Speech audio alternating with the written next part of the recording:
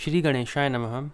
शांताकारं भुजगशयनं पद्मनाभं सुरेशं विश्वाधारं गगनसदृशं मेघवर्णं शुभांगं लक्ष्मीकान्तं कमलनयनं योगिविद्यानिगम्यं वन्दे विष्णुं भवभयहरं सर्वलोकैकनाथं। प्रह्लाद नारद पराशर पुंडरीक व्यासाम्बरी शुक शौनक भीष्मदालभ्यान् रुक्मांगदार्जुन वशिष्ठ विभीषण आदीन पुण्यानि मान परम भागवतान स्मरामि। शुरू करते हैं श्री नाभा जी का चरित्र वर्णन। यहाँ से हम पढ़ेंगे नाभा जी का चरित्र। हनुमान वंश ही में जन्म प्रशंस जाको, भयो भयो हगहीन भयो द्रणहीन सो नवीन बात धारिये। श्री नाभा जी का जन्म प्रशंसनीय हनुमान वंश में हुआ था। आश्चर्यजनक एक नई बात यह जानिए कि ये जन्म से ही नेत्रहीन थे। लिखा है नाभा जी जो थे जन्म से ही नेत्रहीन थे, उनका वंश हनुमान वंश में हुआ था। उमरी वर्ष 5 मानी के अकाल आँच माता वन छोड़ी गई विपीत विचारिये। जब आपकी आयु 5 वर्ष की हुई उसी समय अकाल के दुख से दुखित माता इन्हें वन में छोड़ गई। माता और पुत्र दोनों के लिए यह कितनी बड़ी विपत्ति थी, इसे आप सोचिए। कील ओ अगर ताही डगर दरश दियो लियो यो अनाथ जानी पूछी सो उचारिये। दैवयोग से श्री कील देव जी और श्री अग्रदेव जी दोनों महापुरुष उसी मार्ग से दर्शन देते हुए निकले। बालक नाभा जी को अनाथ जानकर जो कुछ दोनों ने पूछा उसका उन्होंने उत्तर दिया। बड़े सिद्ध जल में कमंडलु सो सींचे, नैन चैन भयो खुले चख जोरी को निहारिये। वह बड़े भारी सिद्ध संत थे। उन्होंने अपने कमंडल से जल लेकर नाभा जी के नेत्रों पर छिड़क दिया। संतों की कृपा से नाभा जी के नेत्र खुल गए और सामने दोनों संतों को उपस्थित देखकर उन्हें परम आनंद हुआ। तो उन्होंने नेत्र खोल के सबसे पहले क्या देखा? तब तक वो अंधे ही थे। सबसे पहले उन्होंने संत का ही दर्शन किया। नेत्र के सामने सबसे पहला दर्शन उन्होंने संत का ही किया। आगे पढ़ते लिखा है, टिप्पणी पढ़ेंगे हम। हनुमान वंश का क्या अर्थ है? दक्षिण देश में एक ब्राह्मण थे। सब प्रकार से संपन्न होने पर भी संतान बिना दुखी रहते थे। संतों की आज्ञा से श्री हनुमान जी की आराधना की। हनुमान जी प्रसन्न होकर बोले कि तुम्हारे भाग्य में संतान का कोई योग नहीं है, इसलिए मैं स्वयं तुम्हारा पुत्र बनकर आऊँगा। कालांतर में श्री हनुमान जी ब्राह्मण पुत्र बने। तभी से इस वंश का नाम हनुमान वंश हो गया। इसी वंश में श्री नाभा जी का महाराज का प्रादुर्भाव हुआ। इसी वंश में हुआ। हनुमान जी स्वयं आए थे इस वंश में, इसीलिए हनुमान वंश हुआ। आगे पढ़ते हैं, लिखा है श्री नाभा जी ब्रह्मा जी के अंशावतार थे। ब्रह्मा जी के अंश थे नाभादास जी। और जो वाल्मीकि जी हैं वो भी ब्रह्मा जी के अंश हैं। और तुलसीदास जी वाल्मीकि जी के अंश कहे जाते हैं, तो वो भी ब्रह्मा जी के अंश हुए। तो इसका अर्थ है कि भक्तमाल के रचयिता नाभादास जी ब्रह्मा जी के अंश हैं और तुलसीदास जी जो है वो भी ब्रह्मा जी के अंश है, रामचरितमानस के रचयिता। कलयुग में ये दोनों सबसे प्रमुख किताबें हैं एक तरह से, और ये दोनों ही ब्रह्मा जी ने के अंश अवतार ने लिखी है। आगे पढ़ते लिखा है, ब्रह्मा जी ग्वाल बालों और बछड़ों को हरण करके महा अपराध किया। भगवान श्री कृष्ण ने श्राप दिया कि मुझे जानते हुए भी मोह वशात ऐसा अपराध किया, इसलिए तुम अंधे के रूप में जन्म लोगे। अनुनय विनय करने पर भगवान ने कहा, गुरु कृपा से श्राप से मुक्त हो जाओगे। ये कहानी थी इनकी। श्री नाभा जी के जन्म के संबंध में ये कथा भी प्रसिद्ध है कि श्री नाभा जी अयोनिज पुरुष हैं। आपकी कोई जाति नहीं है। आप हनुमत स्वेद से प्रकट हुए हैं, अतएव हनुमान वंशी प्रसिद्ध हैं। श्री हनुमान जी श्री शिव जी के समीप योग सीख रहे थे। उस समय यौगिक परिश्रम से जो स्वेद पसीना निकला उसे भगवान शिव भक्ति रत्न जानकर सुरक्षित पात्र में रख लिया। कालांतर में भक्ति के विवर्धन के निर्मित उसी को नभ से भू में निक्षेप किया। इसी से इनका नाम नभभुज हुआ, जो कि नाभा जी के नाम से प्रसिद्ध हुए। श्री हनुमान जी योग समाधि में थे। इसी कारण से श्री नाभा जी बाह्य नयनों से हीन परंतु अंतःकरण की दिव्य दृष्टि से अनुपम रहस्य के देखने वाले हुए। नवीन बात यह थी कि इनके नेत्र के निशान चिन्ह तक नहीं थे, नेत्र के निशान तक नहीं थे, उनके जो नेत्र जहाँ बने हुए थे उसके निशान तक नहीं थे, लिखा है नेत्र के चिन्ह तक नहीं थे। माता वन छोड़ी गई, इसका अर्थ क्या है? तात्पर्य अकाल में पीड़ित माता बेटे को लेकर जंगल में जीवन निर्वाह के लिए आई, किंतु माता का शरीर छूट जाने से नाभाजी अकेले रह गए। ये अर्थ है। माँ के अंत तक वात्सल्य भाव को निभाया, माँ ने अंत तक वात्सल्य भाव को निभाया। इसका अर्थ ये नहीं है कि माँ ने उनको जानबूझकर छोड़कर वो जंगल में आ गई। इसका अर्थ लिखा है कि उनका शरीर छूट गया, वो उनकी मृत्यु हो गई वहीं पे अकाल पड़ने की वजह से, वन में ही। पूछ ही तो उचारी है, प्रश्न उन्होंने पूछा। क्या पूछा? तू कौन है, पहला प्रश्न पूछा।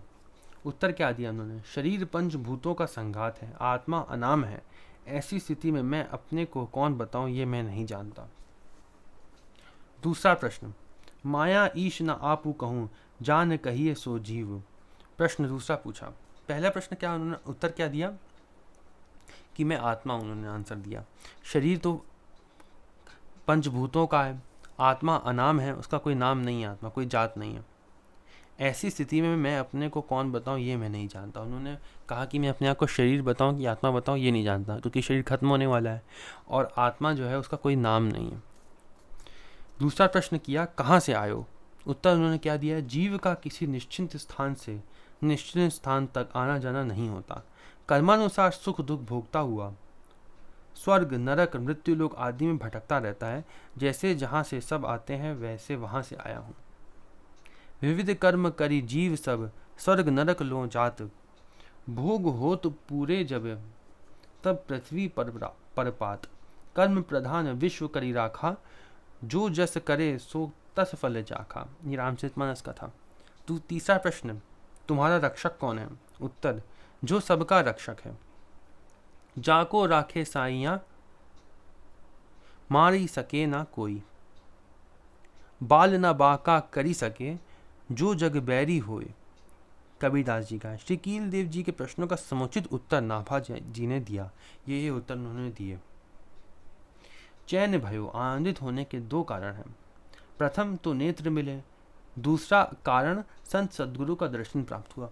यहाँ लिखा है ना, चैन भयो,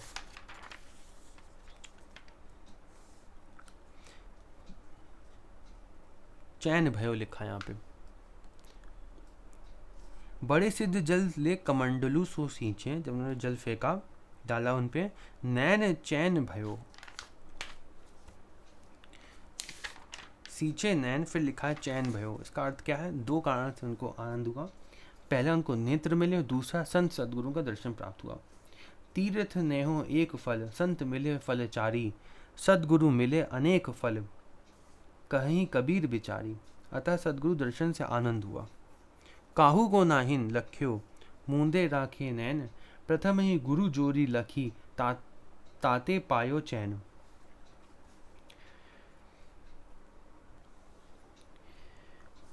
पाए परी आंसू आए, कृपा करी संग लाए, कील आज्ञा पाई मंत्र अगर सुनायो है। दोनों सिद्ध महापुरुषों के दर्शन कर नाभा जी उनके चरणों में पड़ गए, उनके नेत्रों में आंसू आ गए। दोनों संत कृपा करके बालक नाभा जी को अपने साथ लाए। श्री कील देव जी की आज्ञा पाकर श्री अग्रदेव जी ने इन्हें राम मंत्र का उपदेश दिया और नारायण दास ये नाम रखा। उनका नाम क्या रखा? नारायण दास। गलते प्रकट साधु सेवा सो, विराजमान जानी, अनुमानी ताही टहल लगायो है। गलता आश्रम जयपुर में साधु सेवा प्रकट प्रसिद्ध थी। वहाँ सर्वदा संत समूह विराजमान रहता था। कहाँ पे? गलता आश्रम जयपुर में। श्री अग्रदेव जी ने संत सेवा के महत्व को जानकर और संत सेवा से ही यह समर्थ होकर जीवों का कल्याण करने वाला बनेगा, यह अनुमान कर नाभा जी को संतों की सेवा में लगा दिया। चरण प्रछाल संत, सीथ सो अनंत प्रतीति जानी, रस रीति ताते हृदय रंग छायो है। संतों के चरणोदक तथा उनके शीत प्रसाद का सेवन करने से श्री नाभा जी का संत पादोदक एवं शीत प्रसाद में अपार प्रेम हो गया। इन्होंने भक्ति रस की रीतियां जान ली। इससे इनके हृदय में अद्भुत प्रेमानंद छा गया। हृदय में भक्त भगवान के प्रेम की ऐसी अभिवृद्धि हुई कि जिसका और छोर भला कौन पा सकता है। ये सब किससे हुई? संतों के शीत प्रसाद में हुई। भक्ति रस की रीतियां जानी उन्होंने संतों की कृपा से। आगे पढ़ते हैं। भई बड़वारी ताको पावे, कौन पारावार जैसो, भक्ति रूप सो अनूप गिरा गायो है। इस प्रकार श्री नाभा जी जैसे मूर्तिमान भक्ति के स्वरूप हुए, वैसे ही सुंदर वाणी से इन्होंने भक्तमाल में भक्तों के चरित्रों को गाया है। अब टिप्पणी पढ़ेंगे। मंत्र, जो मंत्र शब्द आया है उसका अर्थ क्या है? मंत्र से तात्पर्य वैष्णव पंच संस्कार से है।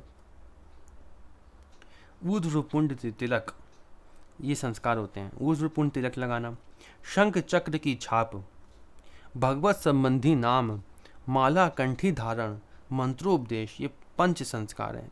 इसको कहते हैं पंच संस्कार। कौन कौन से? तिलक लगाना, शंख और चक्र की छाप होना, भगवत संबंधी नाम, माला और मंत्रोपदेश, ये 5 संस्कार हैं, पंच संस्कार हैं। गलता कहाँ पे है? जयपुर के निकट पुराण प्रसिद्ध महर्षि गालव मुनि का आश्रम है।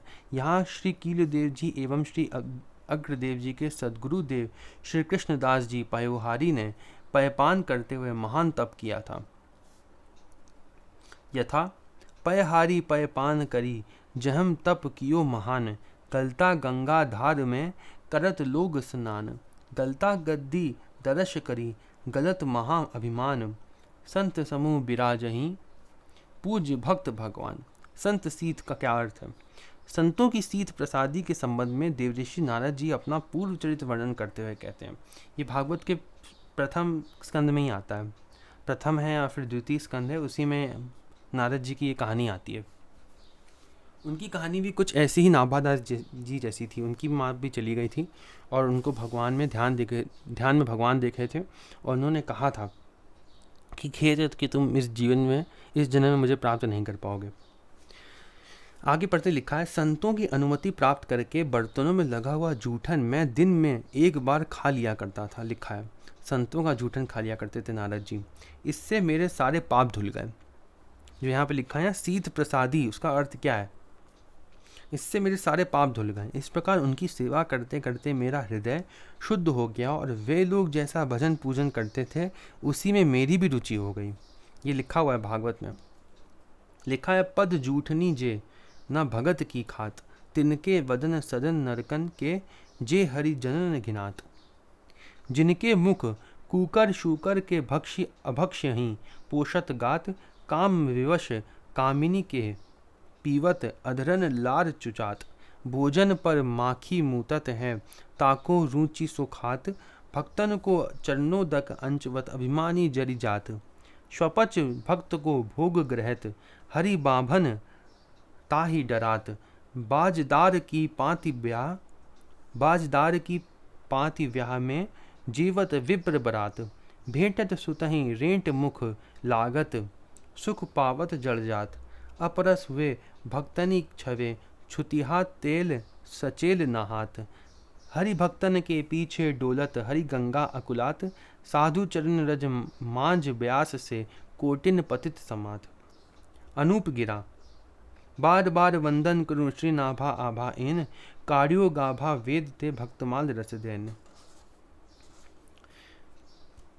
ये वीडियो यहीं पे समाप्त होती है। हम लोग अगली वीडियो में पढ़ेंगे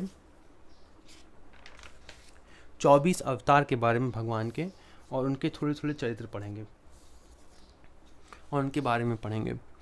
ओम नमो भगवते वासुदेवाय।